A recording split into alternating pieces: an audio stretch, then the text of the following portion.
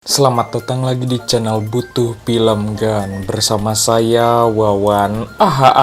Jos. Kali ini kita akan bahas cerita singkat anime Ansatsu Kizoku atau dalam bahasa Inggrisnya The World's Finest Assassin Gets Reincarnated in Another World as an Aristocrat.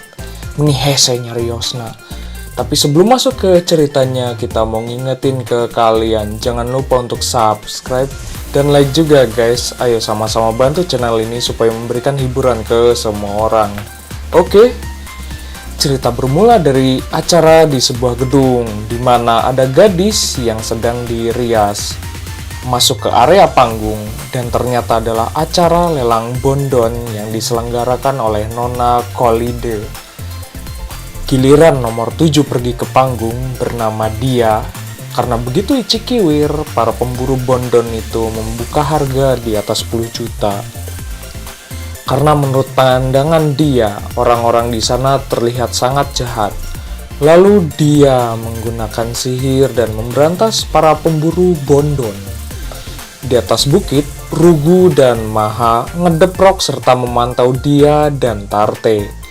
Marquez Kolide kini menjadi tersangka kasus sindikat penculikan dan penjualan para bondon.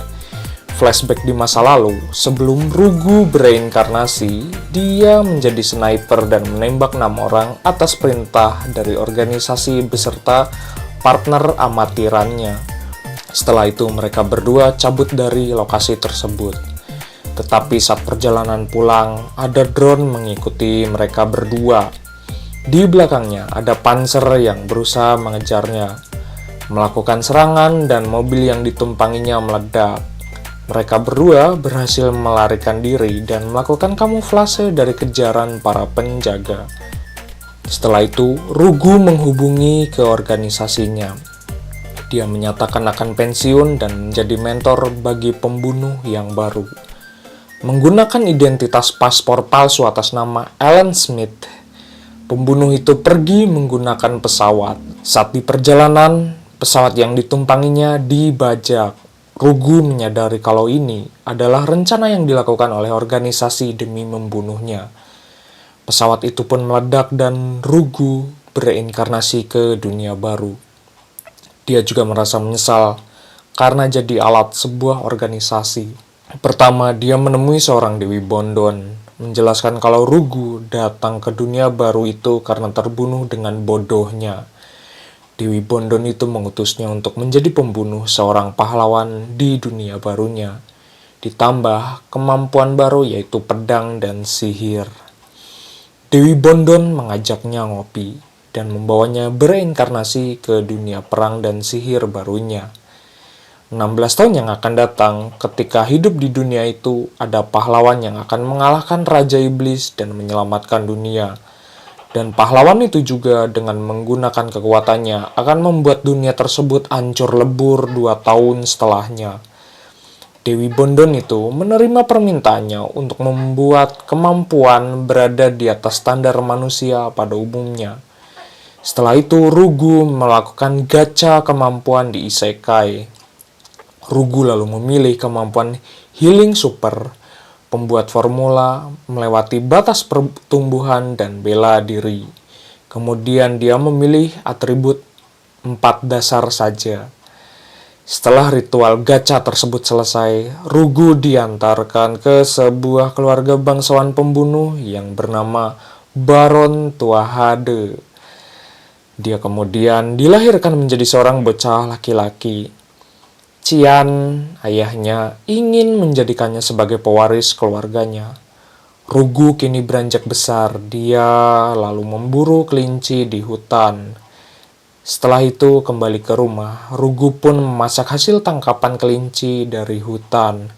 Kedua orang tuanya juga bangga kepada Rugu. Rugu membuat makanan cream stew. Setelah itu mereka pun makan bersama. Kedua orang tuanya kompak mengatakan kalau masakan yang dibuatnya sangat enak. Setelah itu menawarkan kepada para penduduk tentang masakannya. Rugu datang ke ruang bawah tanah menemui ayahnya. Dia membuka seluruh pakaian dan digrepe oleh ayahnya. Hasilnya, Cian mengatakan kepadanya kalau tubuhnya bagus dan pertumbuhannya sangat cepat. Dia pun diberikan mata mistik Tua Hade, di mana mata tersebut memiliki kemampuan untuk melihat energi sihir yang dipancarkan oleh orang lain. Rugu diberikan mata mistik itu. Dia pun begitu terkejut dengan kemampuan baru melihat energi sihir. Datanglah guru sihir yang akan mengajarkan kepada Rugu. Bernama Dia, dan akan mengajarkan sihirnya selama 2 minggu. Rugu diberikan batu foul untuk mengecek energi sihirnya. Karena begitu banyak mengeluarkan energi sihirnya, dia menjadi panik dan menyuruhnya melempar ke udara. Bola pun ngableduk. Kedua orang tuanya menghampirinya karena ledakan itu. Reaksi keduanya terkejut karena kemampuan sihir yang dimiliki Rugu begitu luar biasa.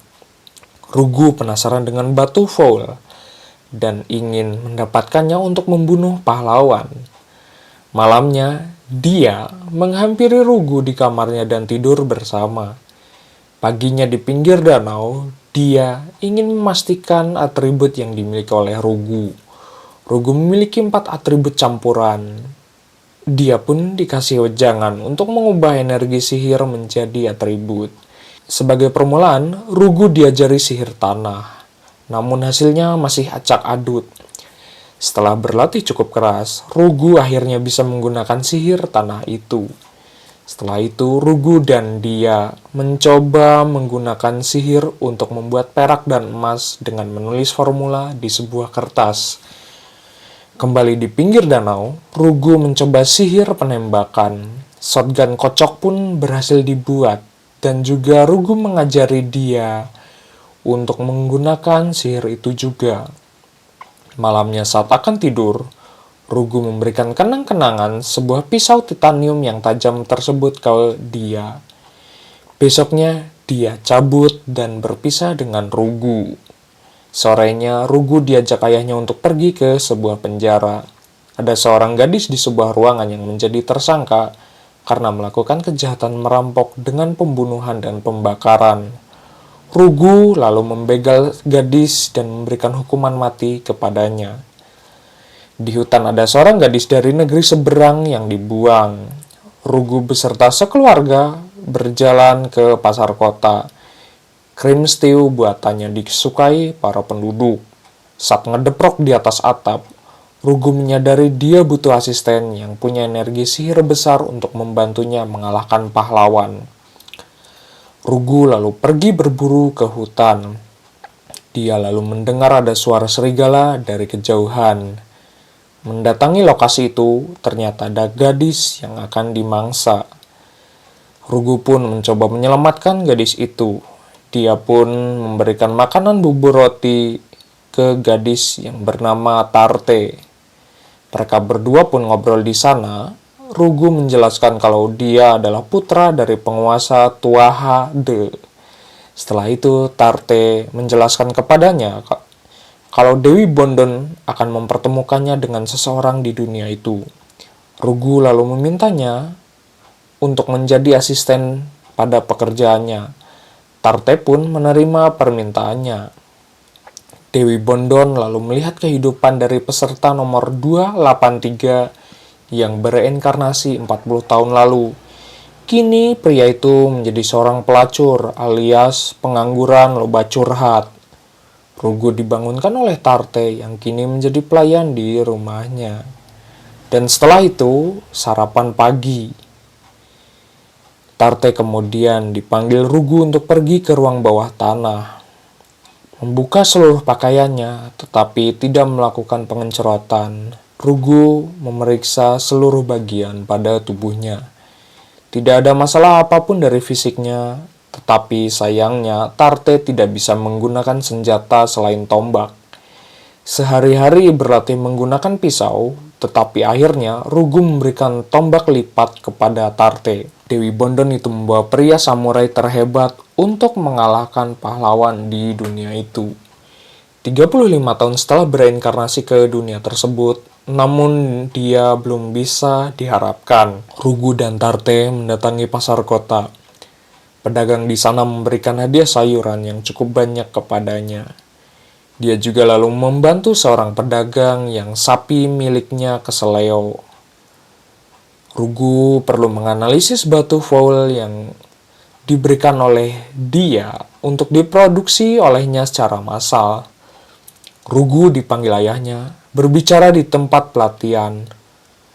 Rugu datang ke sana, ayahnya menanyakan soal Tarte yang diduga sebagai mata-mata. Tetapi Rugu sudah melihat kondisi Tarte, tidak ada tanda-tanda mencurigakan darinya. Cian mengajaknya untuk bertarung dan disetujui oleh Rugu. Pertarungan pun dilakukan di sebuah hutan pada malam hari. Pertarungan pun begitu sengit, dan Rugu selalu diincar oleh ayahnya. Sampai pada akhirnya, umpan jebakan tersebut berhasil ditepis oleh Rugu dan mengalahkan ayahnya. Paginya, Cian menjelaskan kepadanya agar terus belajar dan mencari hal baru untuk membuatnya menjadi lebih kuat. Di malam itu, Cian dan Rugu melakukan operasi para bandit bangsawan. Setelah menyembuhkan seseorang, di sore hari saat pulang itu, ayahnya menjelaskan untuk masuk ke sebuah kastil bangsawan. Untuk masuk ke dalam sebuah kastil di kota Murteo itu harus menyamar. Ayahnya sudah merencanakan Rugu masuk ke tempat itu dengan melakukan pemalsuan identitas. Dia akan belajar menjadi anak pedagang keluarga Balor dan menggunakan identitas nama bangsawan sebagai Irgik Balor.